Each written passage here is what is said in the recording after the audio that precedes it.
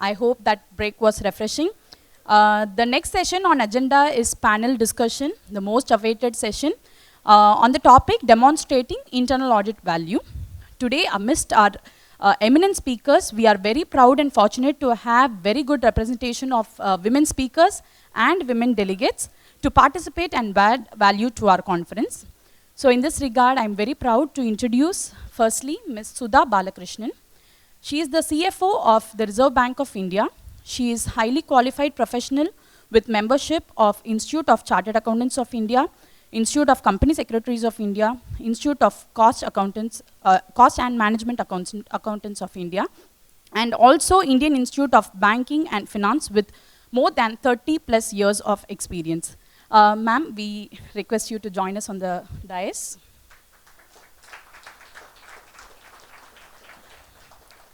Next, I introduce Mr. S.Bhaskar. He is the Chief Internal Auditor of Tata Capital Limited.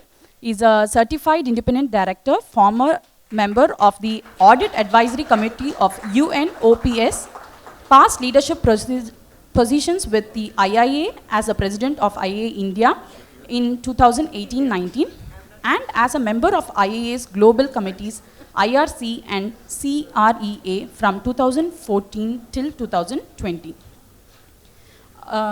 Yes, sir, we are very happy to have you on the dais. So next, I introduce Mr. Surath Mukherjee. He is heading the Management Assurance in Times Group. Surath ji is qualified CA, CMA, CISA, CFE, and CRICP with experience in accounting and finance, risk assurance, control leaderships. He is a regular contributor and speaker at various industry forums and believes in interactive learning through knowledge sharing. So now to moderate the panel, we have Mr. Anthony Crasto. Anthony is a partner in the risk advisory practice of Deloitte India. He currently leads the accounting and internal audit practice in Deloitte India. As a risk consultant expert, his interest lies in internal audit, business process and control transformation, internal financial controls, SOX compliance and enterprise risk management. As part of his career over last 25 years in India and international markets, he has worked with large Indian and global businesses in improving their governance and strategic risk reporting structures. So I hand over the session to Mr. Anthony to take it forward.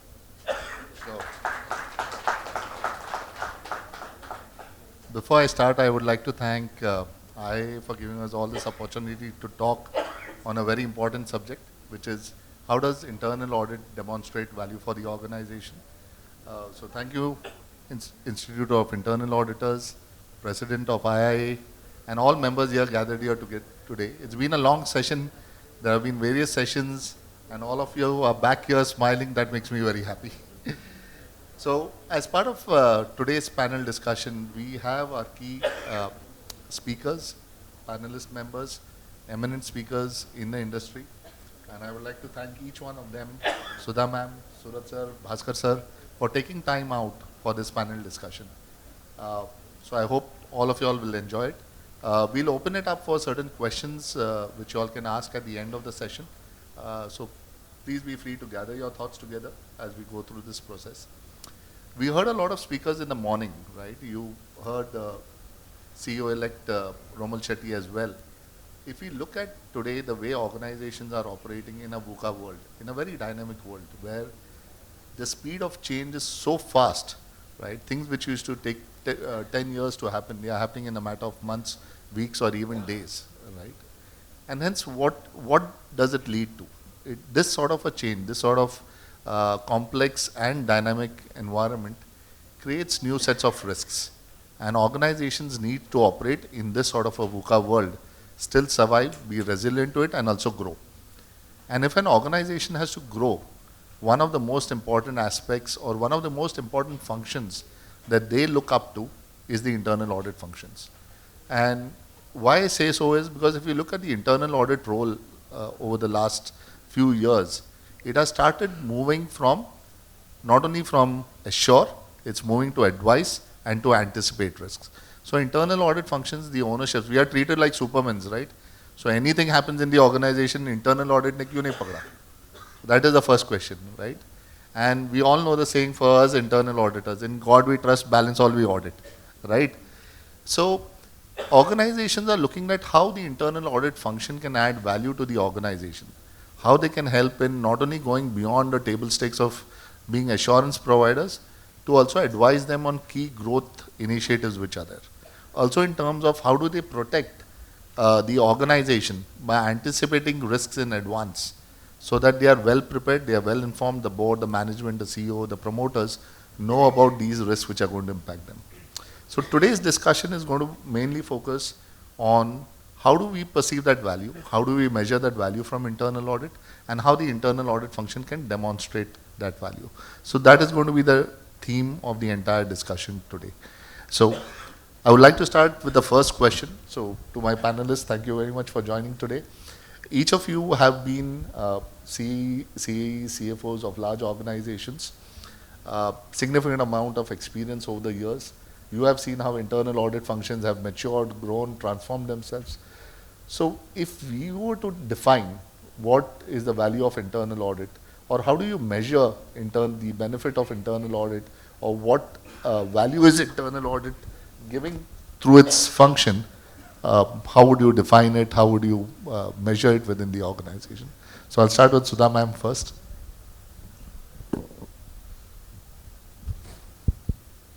So, needless to say, internal audit is a very important function in any organization. So what values does it give? What does the audit committee or the board look up to the internal auditor, or the senior management look up to the internal auditor to give? Firstly, it is assurance.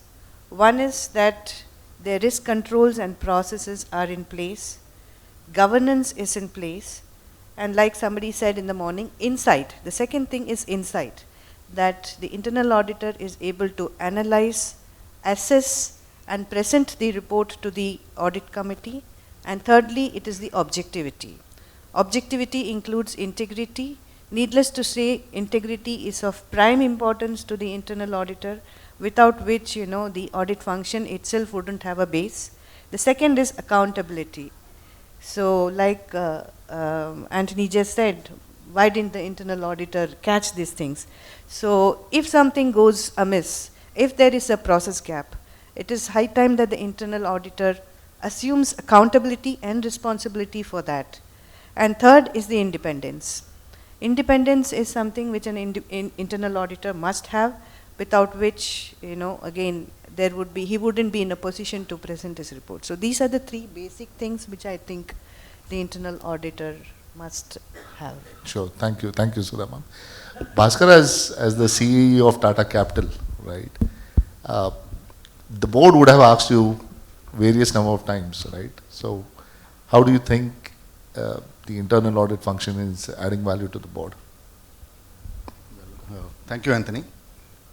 Thank you, India, Madras, and all our friends. It's so great to be here. So, these are all kind of, I was just, we had a panel talk. So, I've been given so much, I gathered so much of material, which we can speak about it. But he just asked me, like, how my boss is going to appraise me. So, this is appraisal time. So, I have to think about, how do I do it? Okay, let me start with that. Okay. So, now being in a regulated space, because I work in a NBFC, and that too in a upper layer NBFC, things are, highly prescriptive. What is expected by the regulator? So that's a minimum expectations which is there from the board.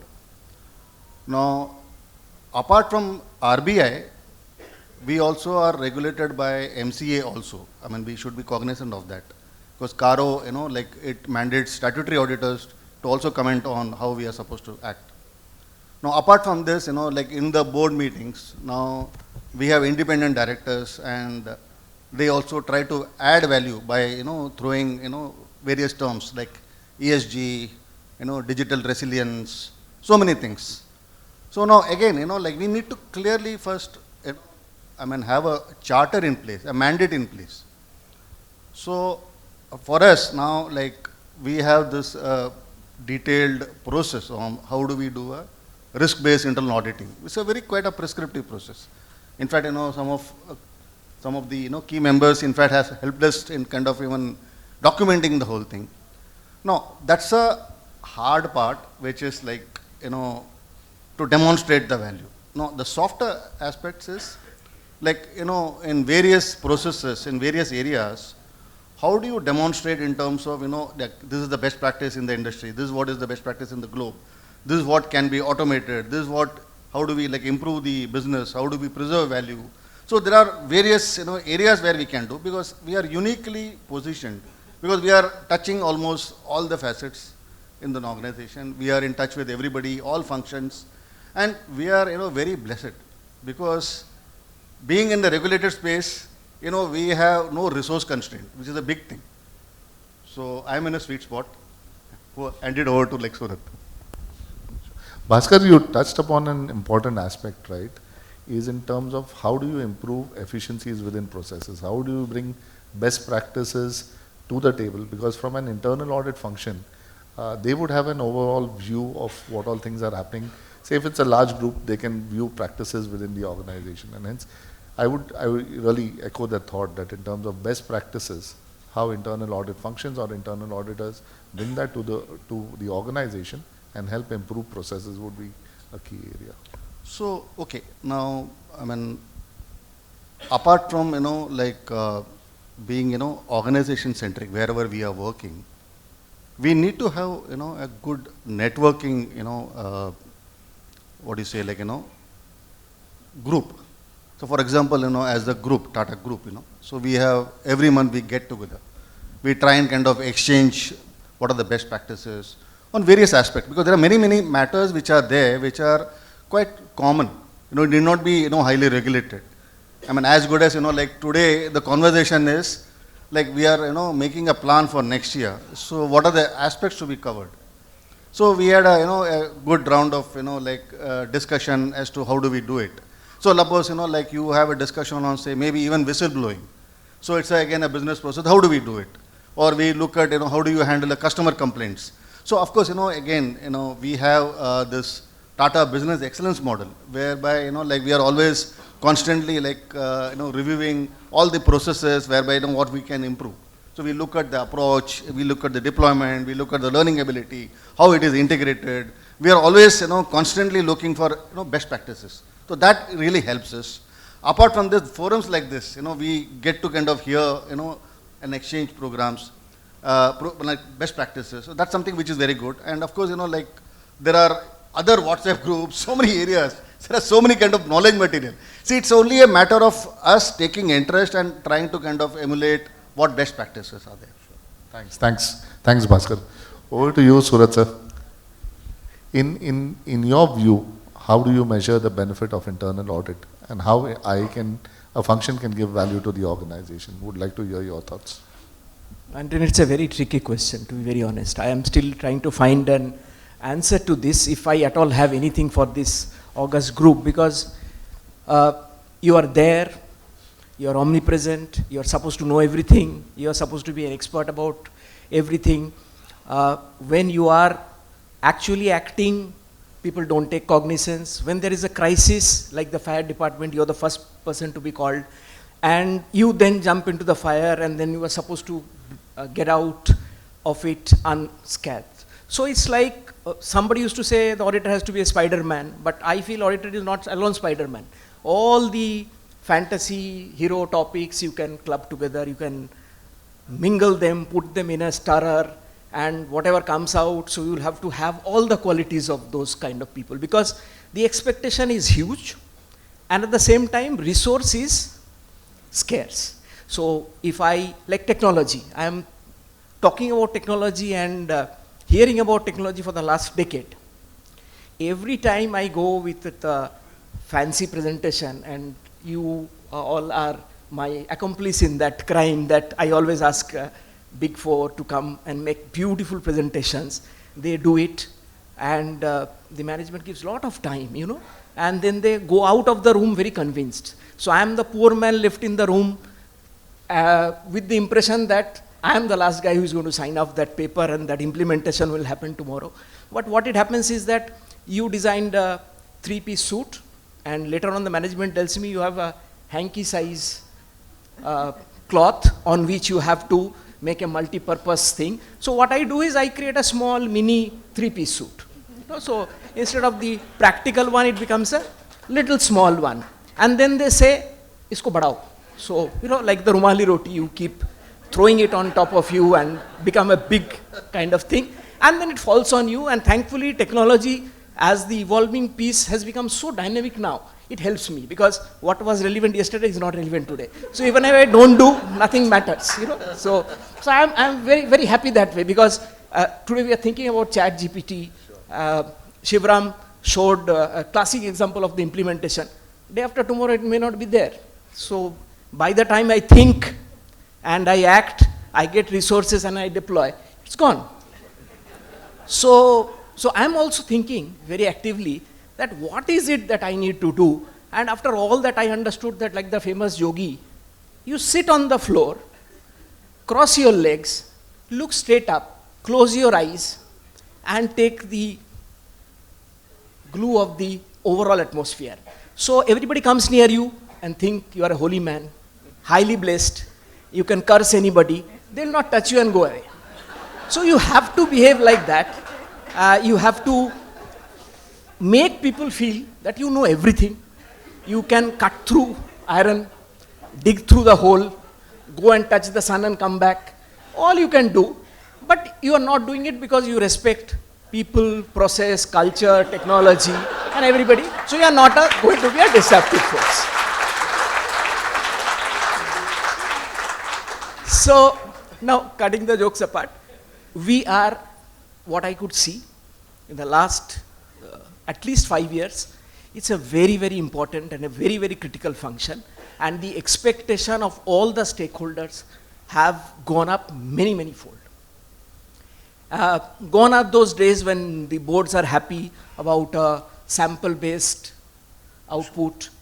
They are asking very direct questions about what is the sample, how much we have done, whether we have gone to the root cause of the issue, and we have really brought out the core, and how do we correct it. So I think that is becoming more and more loud in the boardroom. So if I say something, it is considered as something which is serious, and we have enough incidences around the world which I can pull and push back in the system to say, hey, this is not being done, and hence this is what has been the outcome. We better be prepared, and we better pull up our socks, do the right kind of investment, do the right kind of deployment in a very serious manner, and don't take things for granted. And like we carry, I was telling somebody that in India, our brain is not here, our brain is here.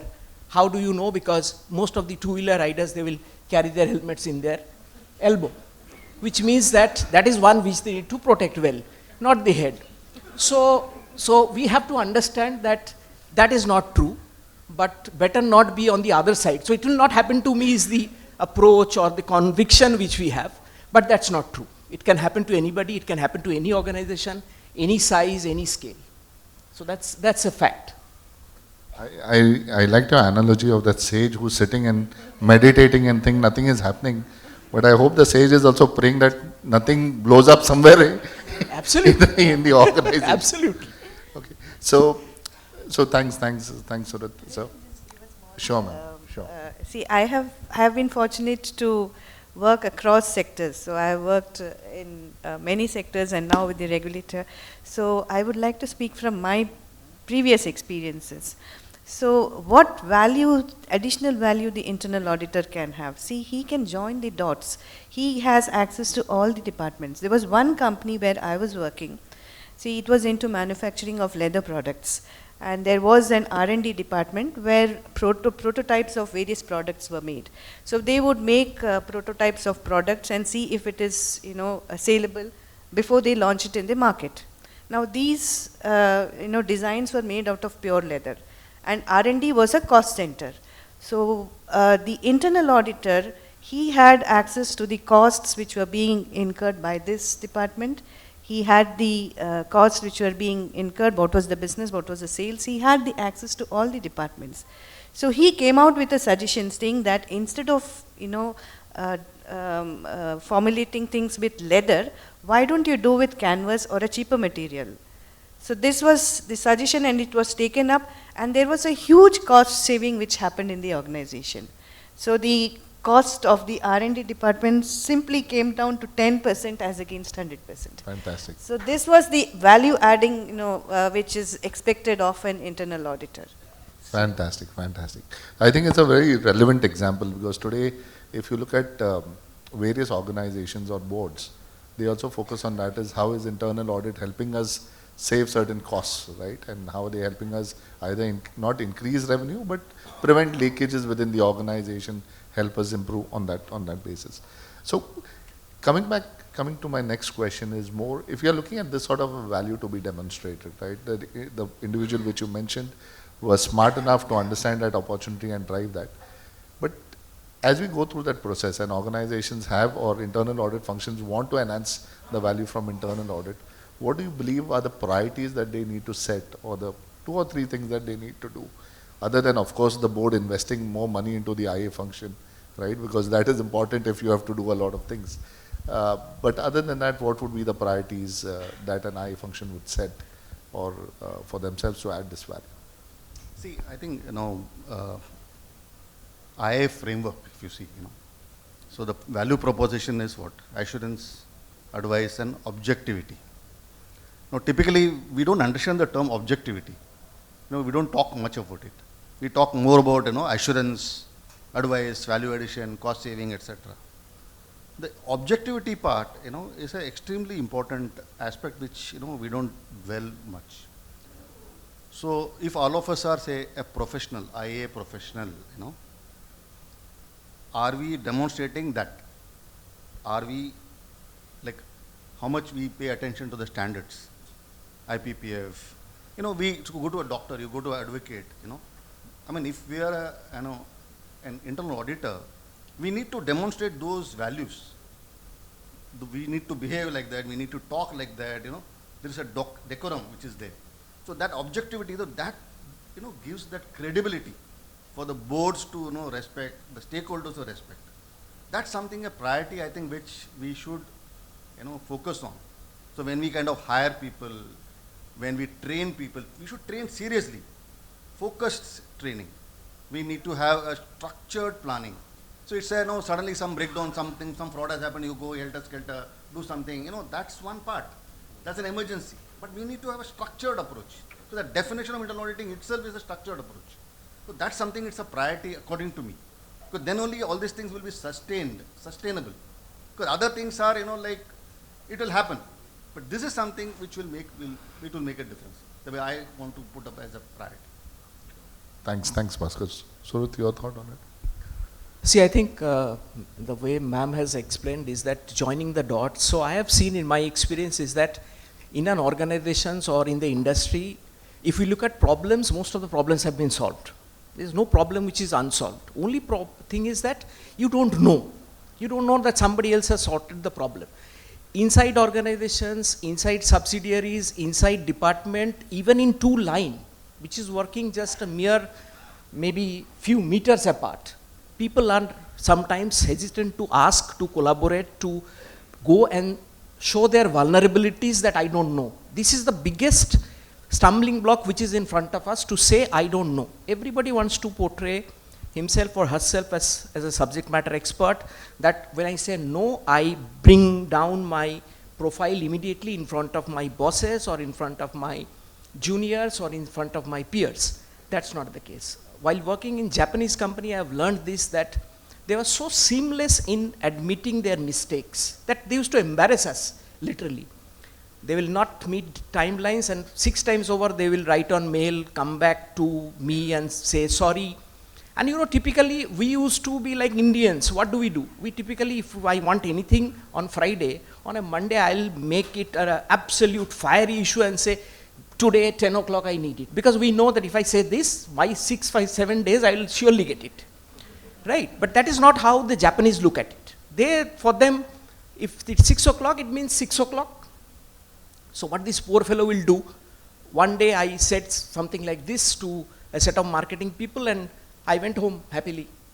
And next morning when I came back, I found this guy in a drooly-eyed, all red, coming to my desk and started telling sorry to me. Anyway, I am not, at that point of time, not used to hear sorries. So I was surprised. I said, why is he saying sorry to me? He said, no, Surath-san, and they, for san is sir for Japanese. So he said, sir, I'm very sorry, Surath-san. I have not been able to keep up my commitment. So I stayed whole night and this and that, and I have done it at 4 o'clock, and I was waiting for you to come and open the file and see, and I was like feeling so embarrassed.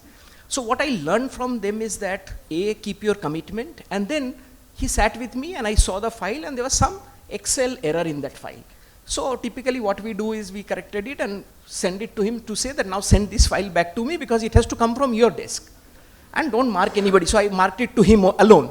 Now this fellow marks that mail to the MD, to my boss, to his team, everybody, and says, I'm extremely sorry, I've done this mistake, I should have checked it myself. Thank you, Surath-san, for correcting me. I'll never do this again. I said, what is this happening? So what this man trained me that day is by showing that you don't know, by showing there is something to learn from others, by looking at other people and learning is a great virtue. If we are able to do that, as an auditor, we will be really, really a better self than the day before. Because the people who we are auditing, at the end of the day, they are master craftsmen.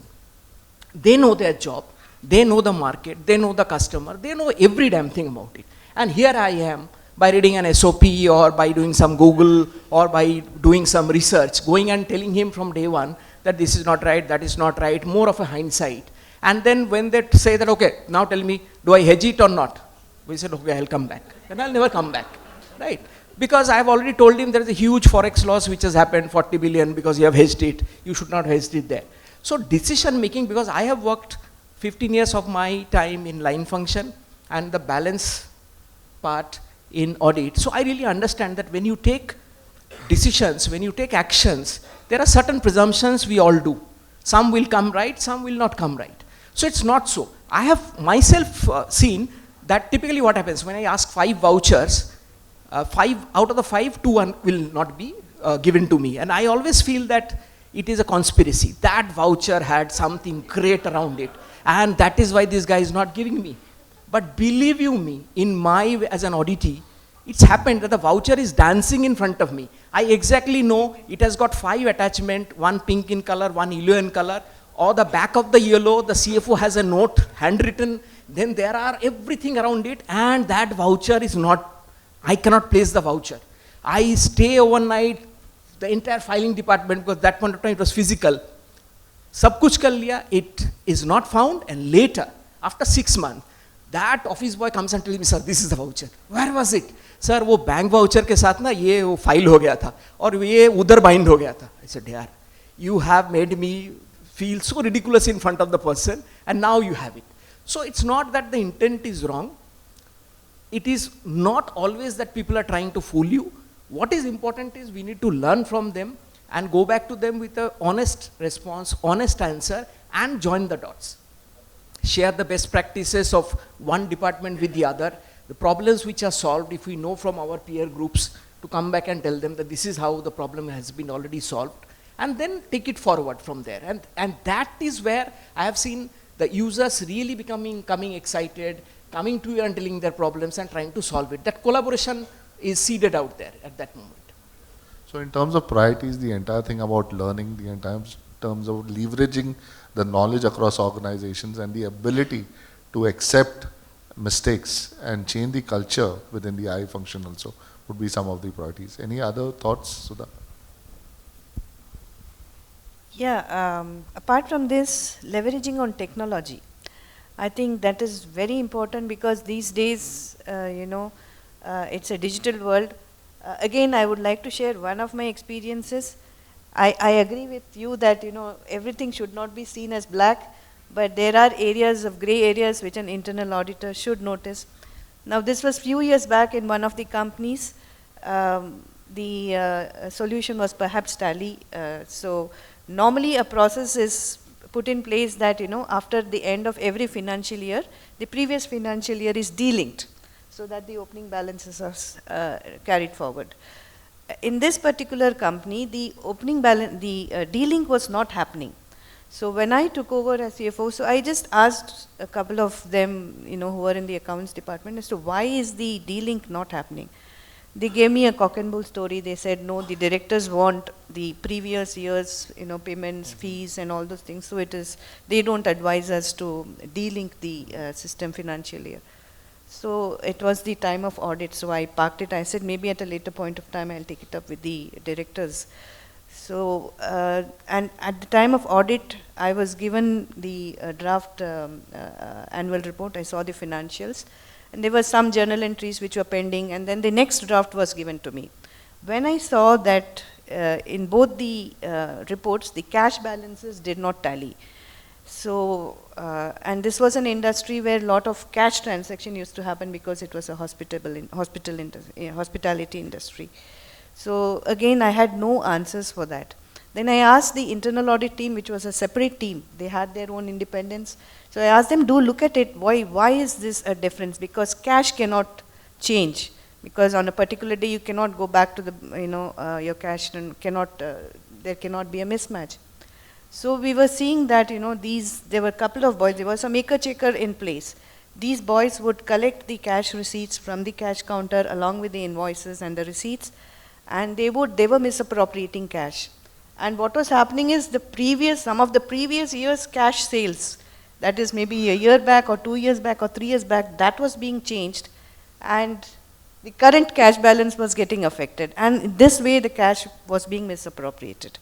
So it was a real process failure. I would say I wouldn't put it on the people, because it is the internal auditor's job to ensure that the property, the product, the reputation, the people, all the assets are protected. So that is how they add values. Needless to say, the process was put in place, and these two had to be dismissed from the organization. So it is very important to have the right processes in place. So I think that is something which the internal auditor should look at all times. Sure, ma'am.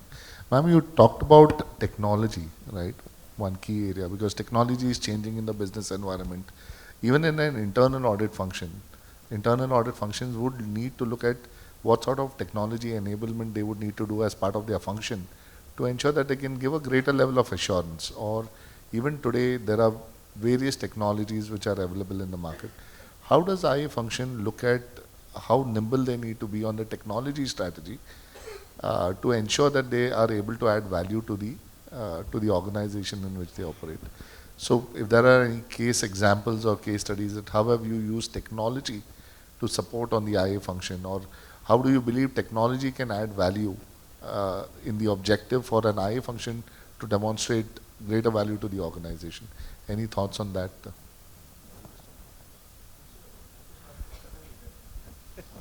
No, I can give one example. Like we use drones very handsomely. Basically because in our mines and all these physical manual surveys we used to do to make sure we understand how much is being mined, and all the other relevant payments, royalties and everything is based on this, and which will have its own fair share of differences, pluses and minuses when it is done by a surveyor who is from an outside, and when the people are doing it on a regular basis. So we use drones to fly, map the entire area periodically, and then they could actually give us very efficiently what has been the change in the dimension of the drawing, based on which it will then calculate and give you exactly what has been the mining which has happened, which would lead you to have a fair idea about your inventory, how much is being taken out, how much is being taken out and kept aside, which we used to call overburden, which is not usable mineral, and how much you have actually taken out from the system. So that entire reconciliation then could be based on an exercise which was unquestionable. So that really helped us in a big way to manage a subject which we always used to struggle for a long period of time, that there will be an issue with the contractor on an ongoing basis, and then regulator can come in and then they can put another number, and then there is a high chance that it will spin into a litigation and stuff like that. So you use drones technology as part of the AI functions, Yes. which is excellent, excellent. Any thoughts on the technology side, Bhaskar? So, reflecting on last about some 2-3 years, see, especially during COVID, that's a time, when we really felt, the digital adoption, there's no option. So, before that also actually we had the infrastructure, but we were not using it. But during this phase, if you look at, the usage of say MS Teams or for using it for the remote auditing, everything had to be done, so now what has happened now, even in the physical world now, we are still doing it. So there's no going back, Now, with so much of, systems, of course, we always had an audit management system, which is more for managing our own internal audit function, but for auditing per se, how do we, what are the initiatives? Some things which we have done it, certain things are still initiatives. So for example, now data. One is the data, second is the technology.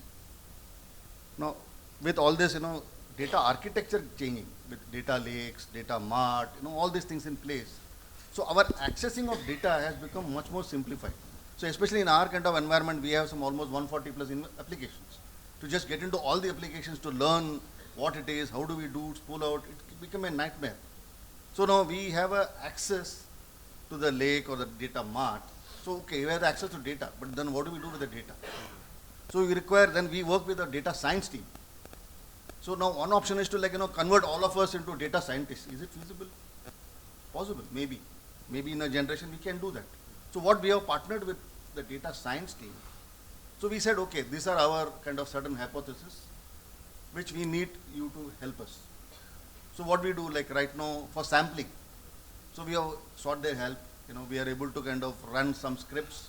We are able to identify cases where we have high chances of finding some anomalies or improvement scope which is there. The other part is certain app-based auditing. So whereby we have made some checklists which people can, when they go around, when they go to the branches, etc., we can straight away kind of key in the data points that can on real time it can use into that.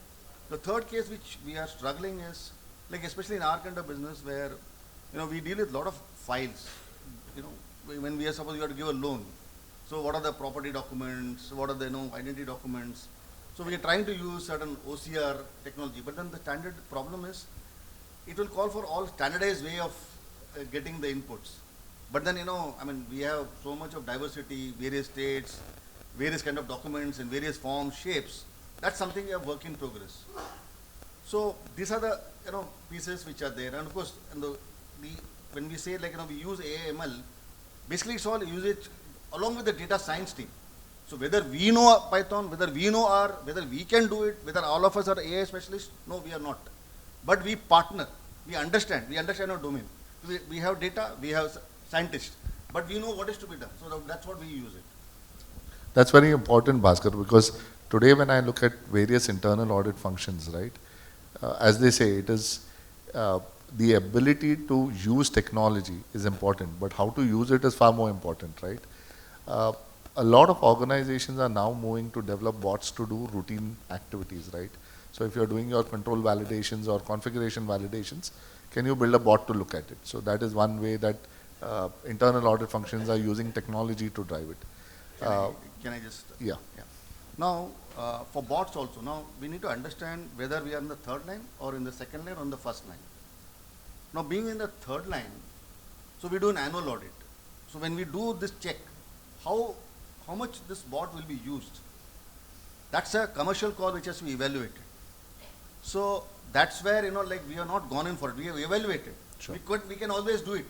See, because today it's not very difficult because we have tested technology. We have to just kind of deploy it. But then are we going to really use it? If you're going to use it only for 1 hour in the entire year, there's no point.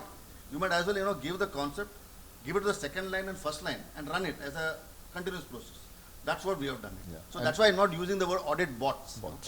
But that's also a value which the internal audit function has given to the second line of defense, right? Because many times a lot of, even if you take data analytics, I've seen the internal audit functions developing those analytics and then moving it to the second line of defense so that then they are able to identify those issues. Because the objective of the internal audit at some point is also to strengthen the second line of defense, right?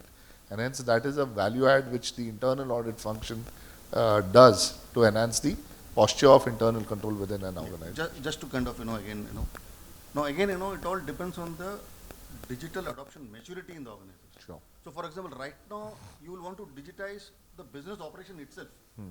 That's the first priority. You cannot straight away start with, fraud and control and, Correct. stop everything and all type, First, digitize the operation itself. First make it convert into the system, deploy technology and use that. Then, get into that, the second stage. Correct. I guess it's a maturity, depends on organization's maturity and the evolution, how it is done. Yes, technically everything is possible. We can do many things, but we need to also prioritize, Sure, absolutely. Ma'am, in your view, how can technology be used? Any thoughts? Yeah, see, each organization is different in its own way, particularly in the technological development. It is more important for the internal auditor to know what to look at and how to look at, and how he can integrate the reports so that he can present it to the management better, so that the processes and controls are bettered, so that the governance is better. So these are the areas, because each individual internal auditor would be at a different stage of development. Sure. So an integrated reporting is something which probably an internal auditor across all sectors maybe could look at it. Good. If you look at the way new risks are emerging in the environment, right? A lot of focus is now on sustainability. A lot of focus is going to go on culture risk, which is there.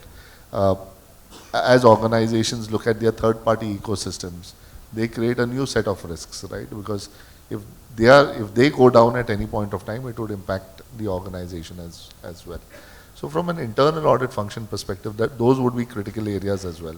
So how do you see internal audit functions reacting or looking at those risks and helping companies navigate through those risks in such a complex environment? Sudha ma'am? Yeah, you have hit the nail right on the head. So sustainability and is something which every organization should be concerned for. How many of us had known that this pandemic would strike us and we would be closed for years together? So many companies have lost their businesses, and some people like farmers have gained immensely. So yes, the internal auditor, even in various organizations which I know, they are looking into the future risk, like the foresight which in the morning somebody was mentioning. Yes, are we prone to some kind of a risk which in future could affect not only my profitability, my people, my culture? So it is something which all of us should think about and put in our thoughts. And yes, it is something which an internal auditor has to look about it.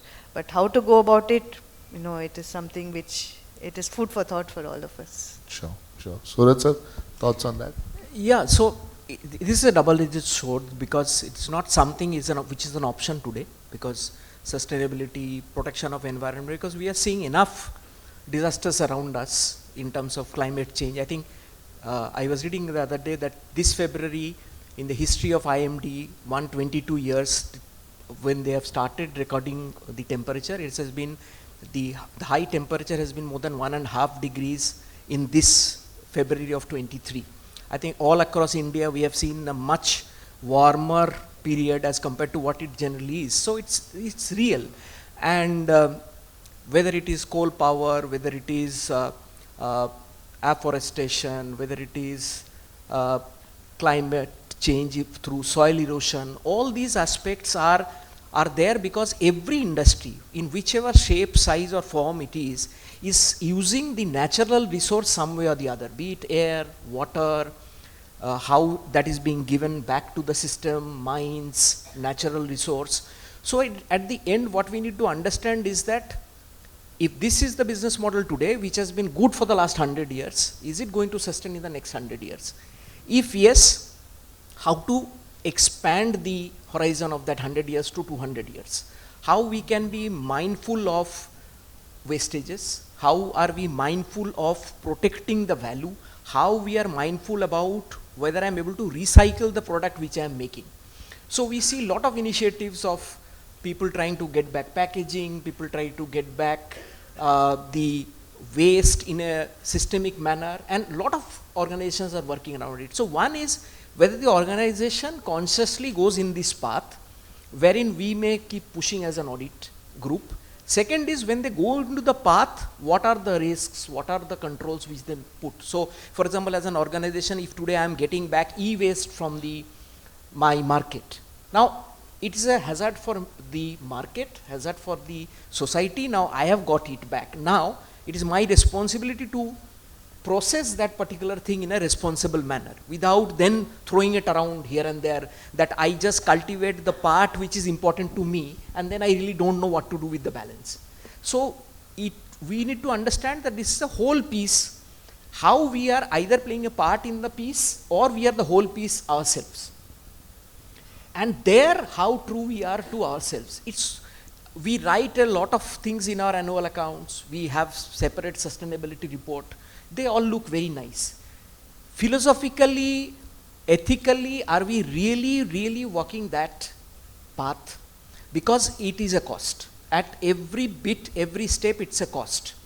And sometimes they are prohibitive in nature, right? So, as an organization, whether we want to really walk that path in a consistent manner, not that I do good in April, May, June, and then in July, when I see my numbers not going well, I throw caution to wind and do something different, then I can come back in December. That's not the way. It has to be something which the organization, its people have to understand and accept and own as a way of life as a whole. As an auditor, we can be the moral compass of the organization, that this is what you committed, this is what you are doing, this is how what you are reporting is not correct, half correct, because there is between black and white there is grey, and grey is an area, is a color we love the most, and this is where we trade.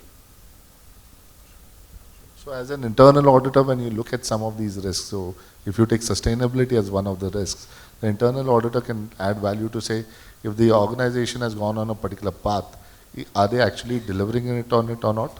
And if they are doing so and they are reporting I'll give you a small example. To protect, say, because cement is one industry where I have spent a lot of time.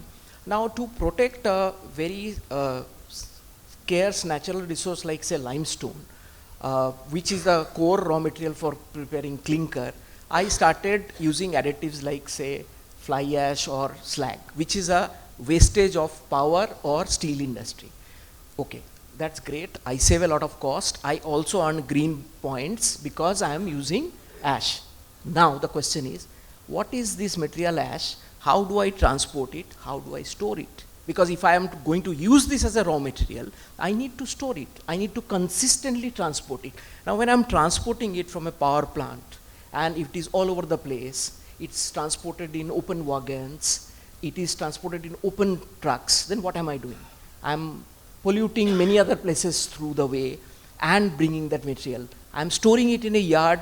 Rain comes, it washes and gets into the groundwater. Wind comes, it blows into the colony and the nearby fields and places. Farmers may come and protest because their crop is getting disturbed. Now, how do I then protect? Do I invest in creating silos which are closed, infrastructure to pump that out, clean that in a proper way? That is investment. You need land, you need machinery and all. So it's not that the good part is that you are using it. The other part is that how you are responsibly going to do the entire chain to make sure you are not putting one problem from one place to another. I understood. And as internal auditors, you can look at this entire chain which is there and critique it and identify the risk and bring it to the management, saying that we are following this good process to get fly ash and use it, but the entire chain or supply chain is creating new set of risks both for the environment as well as the reputation of the organization, which is, so it's important. And these kind of the risks are which impact at the board level, because today if you have some of the environmental risks not being taken care of, the impact is straight at the board level or the company level and at the brand level. So that's very important. Bhaskar, any thoughts? Yeah, I mean, when everything has been actually discussed. So there's no difference of opinion that it has to be done, whether IA can do it, must do it. Regulation is also kind of pushing. SEBI has come out with a consultation paper RBI has issued a paper on ESG. Now, my only question is competency.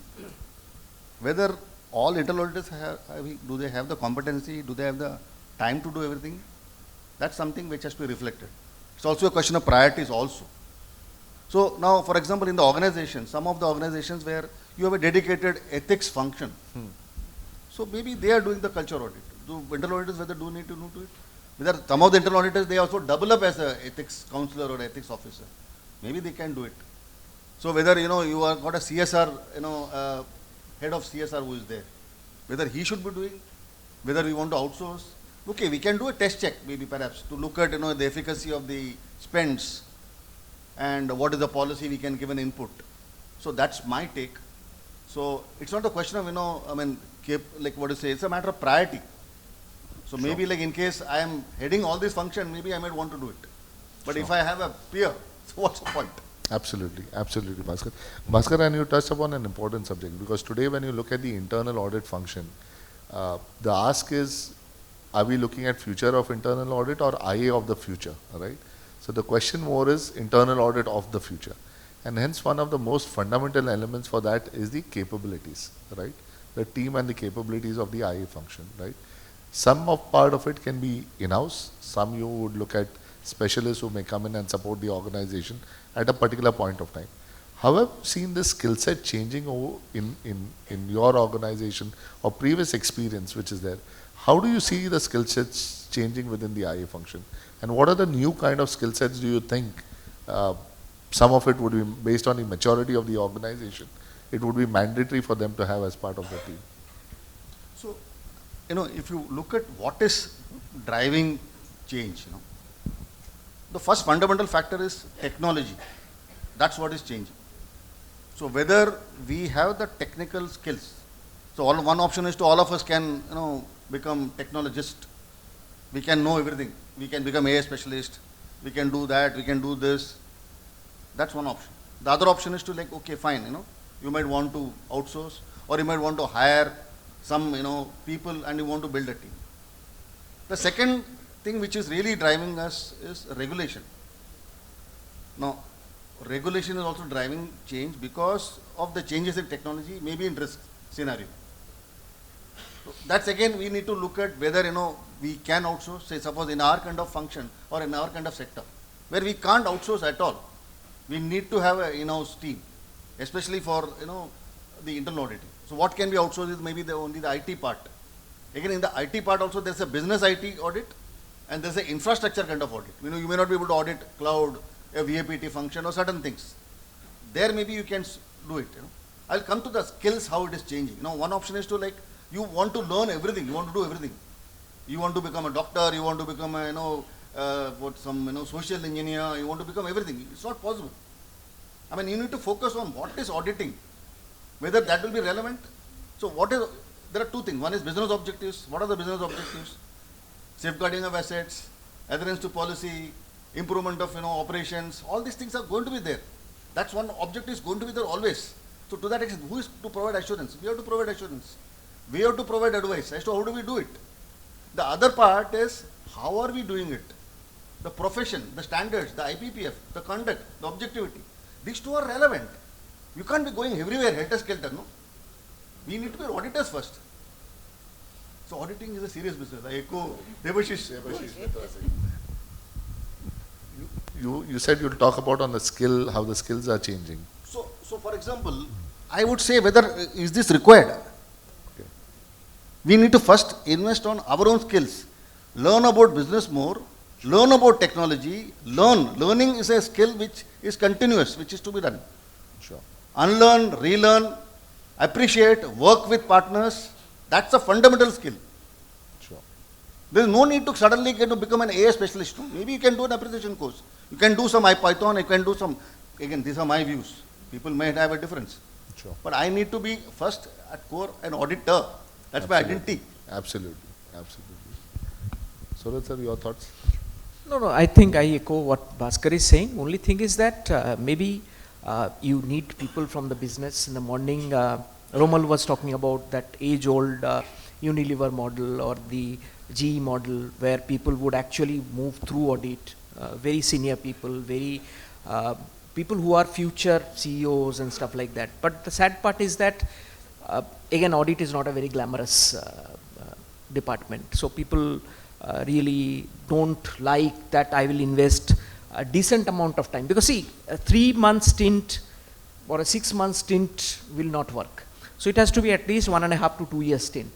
And whether there is a senior who is willing to come, sit, work, contribute to the audit and also understand from audit the aspects which audit needs, that is always a big question. Unless and until that is absolutely mandated by the philosophy and culture of the organization, that this is the way. आपको इस कीचड़ के ऊपर से गुजरना ही है. You know, you have to go through this place before you reach the heaven. So otherwise it's not there. So we try to collaborate, we try to get people who would be actually helping us to do. So, you know, hiring an IT specialist in the team would not make him grow, because this is a profession which needs regular upgrade, training, challenging assignments to know what is there. Now, we can't provide him that. So he will come, do a little bit of a contribution and then move out. But if you have a technology guy from the IT department coming and on a secondment and being with us for a reasonable amount of time, it may happen that he may like audit as a contributing tool, or he may go back. So in my some assignments, I have had engineers and other people coming, because if you have to audit a civil structure, it's not the work of a chartered accountant to actually do that. Sure. We can only understand the square feet, this and that, but about the structure, how good is that, whether it is commensurate with the drawing or not, all of that thing. So we had to hire engineers. So if you are in that industry, you need some sort of specialist, otherwise you will be just doing bookkeeping audit and you will not be able to contribute in the process side. Absolutely. So in your view, in terms of if you're looking at the industry sector in which you operate, you will have to acquire those skills as well, right? Some of it you would acquire, some of it you would leverage within the organization, and some of it you would outsource and, Yes, and get absolutely. it done. Absolutely. Or Absolutely. rotate people into the internal audit function. Sure. So then I know people who have had an orientation on the business, then they do it better. Very good. Absolutely, Bhaskar. I have one more question to go, but before that, I'll open it to all the participants here today. Are there any questions? We can take 2 or 3 questions from the participants for the panelists. So if there are any, if anyone would like to raise their hands. Yes. You have a mic? You have a mic for the mic? You can share this. You want to take this?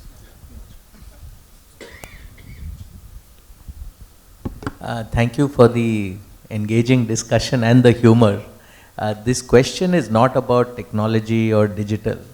This question is, what about the mental health of the internal auditor? What keeps him motivated? What makes him happy to come to work every day? What brings a smile to his face? Surely it is not, oh, today I got a high risk point. It has to be, there has to be some kick to it. And then after that, you know, technology, AI, ML, everything process can follow. What is that secret sauce? And if we can have perspectives from, you know, all of you, that will be very helpful. Thank you. I think daily learning. What are you learning daily? At the end of the day, what have you learned about this topic, this technology, this business process? That's something which every day is a new thing. That's what is keeping the IA function exciting. Because the sheer variety is immense. You can relate to everything in the world. Talk about any bizarre, you know, subjects. You may not even want to discuss ESG, or you want to discuss about something, you know, culture, some, no, I mean, anything, you know. Something is happening anywhere, you know, some earthquake, how it will impact risk, you know, all sort of things. That's what is exciting. See, I feel that an auditor is like an army. So in an army, when the foot soldiers, they go into the war, they only go into the war knowing very well that I am going to die, maybe I am not going to come back. But they feel that there is a huge institution which will back them, which will try to support them. There will be some parachute which will drop food, or there will be some helicopter which will come and pick them up. So I think what is important is the foot soldiers need the unconditional support of their level up, right? They have to back them up to the hilt. And as head of audit, I need the unconditional backing of the board or the CEO.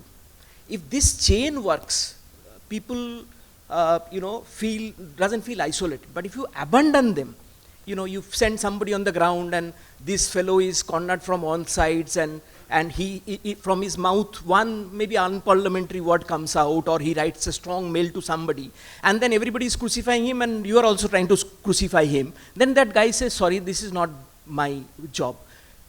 You have to back him.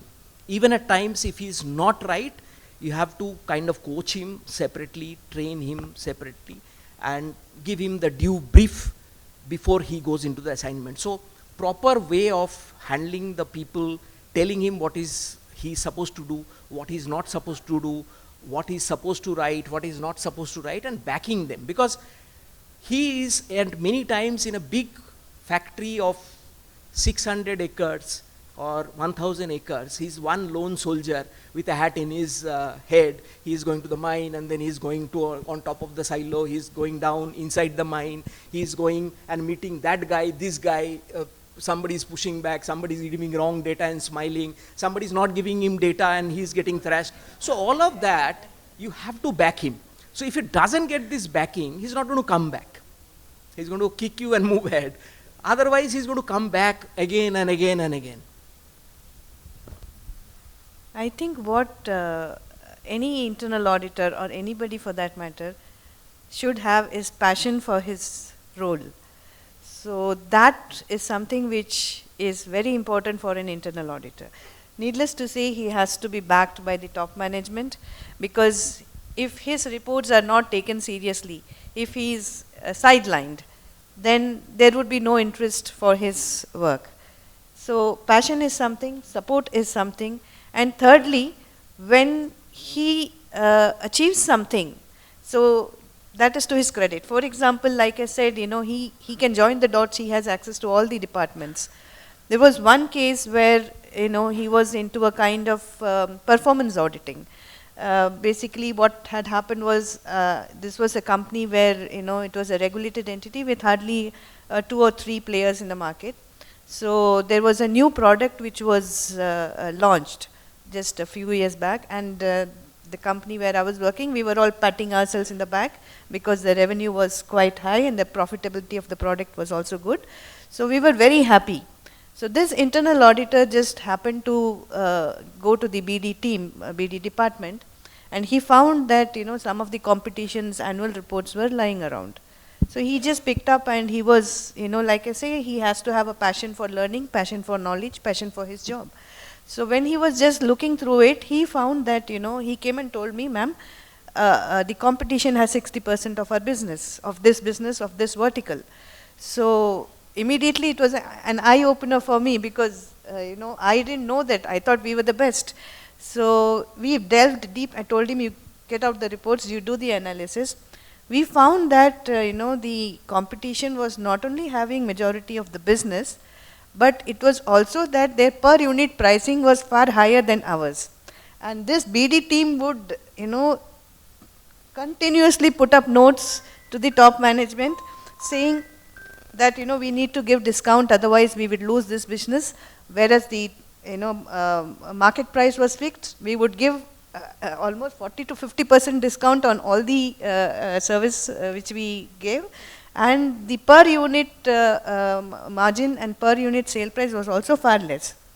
So I said, you make an analysis and put up a report to the top management.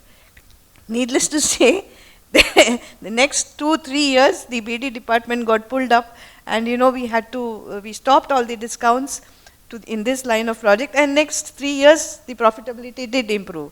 So it was something which the internal auditor, had a passion, he had keenness, he had insight. So that is something which an internal auditor, needless to say, it has to be backed by the top management and his seniors.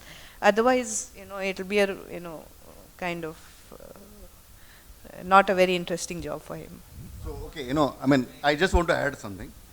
So, depends on, level, So for example, maybe if we are a junior auditor, at the end of the day, like, how many issues humne chipkaya, That's one very important matter. So if you are in midstream, how many projects you have been able to wrap up, that's extremely important. So maybe in a senior level, like how many insights you have been able to provide, Okay, I, just like the way, like, we found from the balance sheet, I heard in this forum, I heard in this board, this is what is happening, this is what is happening in this globe. You have been heard, you have met the CEO in the elevator, you met, some board member, in some forum, and, then you feel a thrill. You have been able to add value, you are getting an opportunity to speak and you have been heard. That's something very good. So if you are a service provider, how much of billing, how much a new client I've got, something which is very, very important. So it all depends on the thrill. I can only add, after listening to all of this, I think the internal auditors should have a very good sense of humor. So when logic fails, humor works. Any other questions? I think there are 2 hands up. We can just take 2. We just have 10 minutes, so we'll restrict it to 2 questions. Arvind Rajgopal. I'm from a legal background. My questions are 2 ways. One, I focus more on intellectual property rights audit. That is where my interest lies in. 2 aspects to is how importance is given to IPR audits per se. Of course, it is very important asset for any company. How it is perceived when it comes to an internal audit for IPR. And second aspect to is how equipped as an internal auditors towards IPR is something that I would like to understand. So, it's important. We will look for whether IPR protection is happening. We'll look for, whether it is getting violated. Is anybody wanting to kind of misuse our website, We'll, recommend appropriate downing of, or addressing those risks which are there. Now, whether we have the capability to do IPR ID audits, typically what happens, we ask our legal, colleagues to get an IPR audit done. That's what we do. I'll just add on what Bhaskar has said. Meaning, as a moderator, I'm speaking, but if you look at certain sectors, so if you take the pharma sector, I'm not sure in which company or sector you work, but if you look at certain sectors, they are very high prone towards IPR protection and IPR infringement, which is there both ways, right? And hence it's very important in those sectors, those areas are taken very seriously. And there's a lot of importance and significance given to those areas. So it also relates to which sectors in which you operate or in which you would like to do your IPR review. So that's also very important. So in our kind of company, like, there are many companies who, many imposters, they will kind of say that, we will kind of give you loan, we reach out, etc. Then, there are some fake websites which are, posted.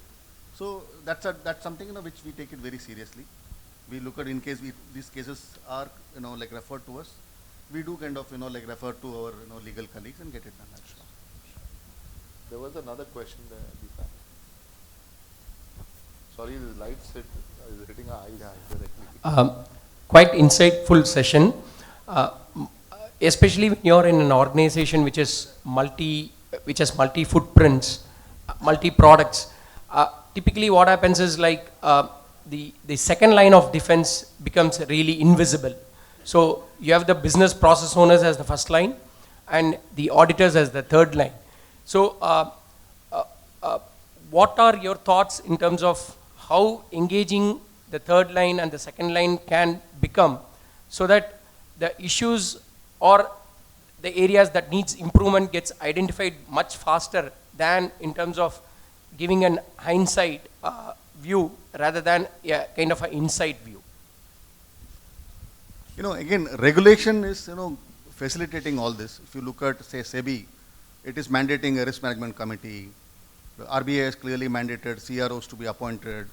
So there's a clear, emphasis. So everything cannot come to third line, and the first line. So there is a focused kind of, attention being given. Even as internal auditors, we are supposed to actually look at the adequacy of risk management and also the operating effectiveness. But typically what happens, we will double that again. There are many auditors who are also risk managers. So this it's all matter of evolution. Surath, any thoughts? Or? No thought. CPR देना पड़ेगा second line को. If the second line is absent, then you have to revive it. There is no replacement. The lines are drawn and they need to exist. Otherwise, what will happen is that there will be only goalkeeper saving goals one after the other. How many you can save? You'll end up losing miserably. So the second line has to be resurrected, enforced, create controls, push it back to them as you mentioned, collaborate with them, do whatever it takes, but that has to be revived. Yeah. And absolutely. And I think the first question is you have to find who's the second line of defense. Okay. That is the biggest question. So what companies normally do is they look at their risks at a business level or at an operational level. And for each of those risks, then they prepare a chart saying who's the first line of defense, who's the second line of defense, right? And who's going to give assurance on this. So I don't know if you would have heard a concept of combined assurance. Bhaskar talked about it, that there are many assurance providers. You need to look, how do you bring them together? So when you're looking at a combined assurance model, you also need to do a LODR review, the 3 lines of defense review, to see that for each risk, have I identified who's the first, second line of defense? And how do you create that awareness within, either through your standard operating procedures or through trainings, that they need to perform that role? Because if you have first line and third line, the organization won't go very long, far away. It may collapse one or the other day. So it's very important. So I think we are on top of the hour. So I would say a big thank you, Sudha ma'am, Surath sir, Bhaskar sir, for your key insights. And I won't forget the Rumali roti. And probably if I'm stressed at some point of time, I'll start mindless meditation. It will help. I think we as internal auditors go through a lot of stress, right? Because just as Romal mentioned earlier, how do you make the CEO sleep? I'm sure many of us are always worried ki ab kya naya hoga, right? So it's like the saying, nazar hati, durghatna ghati. So we have to keep our eyes open. We have to be on our toes as internal auditors all over the place, because we are respected, right? I can tell you that. Today, we as internal auditors, I can tell at the basic level of respect, you say you're an auditor, you can get access anywhere, right? Any building, any place, you say auditor hai, please enter. No questions asked, right? As basic as that too, at a board level, right? The internal audit functions in many organizations are elevating their posture to see how do they get a seat at the board level. So the board members also I've seen within organizations saying that, can we have the CAE as part of the various meetings or initiatives of boards? That's where that respect and that recognition is coming, that you are partners in journey of growth and you can help the organization navigate through various risks. So with that, I would like to end this session. Thank you very much, all the panelists, for your great insights, and you as well. And thank you very much. To our stakeholders is now the integral part of what we do as auditors. After hearing you today, there's just one thing that comes to my mind. A good internal auditor is definitely a good communicator, and a good communicator becomes a good leader. So hearing our panel today is just a testimony that in internal audit fraternity, we not only have good internal auditors, but also good internal leaders, and you're all one in making. Before I request the BOG to hand over a token of gratitude, I request your permission to be seated here. I have some critical announcements to make. Our session starts at 9:30 tomorrow. You have heard about mindfulness, meditation, and adding our astrological value to what is happening and all that. There is an interesting session tomorrow morning at 9:30. We call that as 3D techniques. You would nowhere see anywhere in your brochures, and it's not listed anywhere in our social media. But that's something that we've just come up today. And we have a star speaker who's going to be running that session. So I request you all to be here at 9:30 a.m. sharp in the morning for that session and see how it connects to what you do. And then what do we mean by astrological value and artificial intelligence? I mean, I'm definitely rocking with senses, no confusion. So please be there to understand what this topic means. And one more request, you all see the QR code here. Kindly scan and give your feedback in terms of how do you find the session so far. And if there are any suggestions for us to do better in the upcoming sessions, we'd love to hear from you. With that, I'm going to request our BOG to hand over a token of gratitude. I first request Mr. Nikhilji to hand over the gratitude to Sudha ma'am.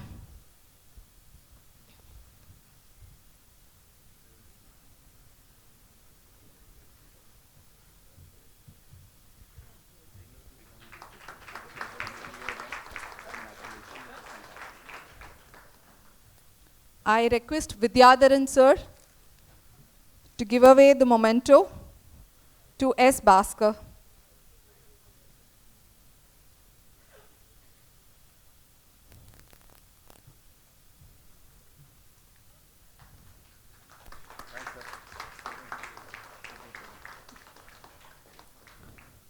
Requesting Mr. Padmanabhan, Joint Secretary, to hand over the memento to Surath Mukherjee.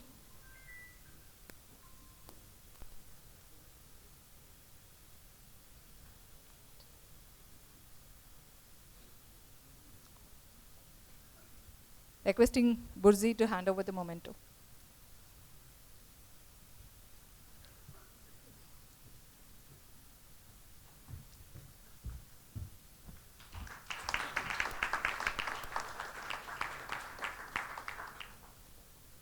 Requesting Krishnan Venugopal, Secretary IA India, to hand over the memento to our wonderful moderator, Anthony Crasto, Partner, Risk Advisory, Deloitte.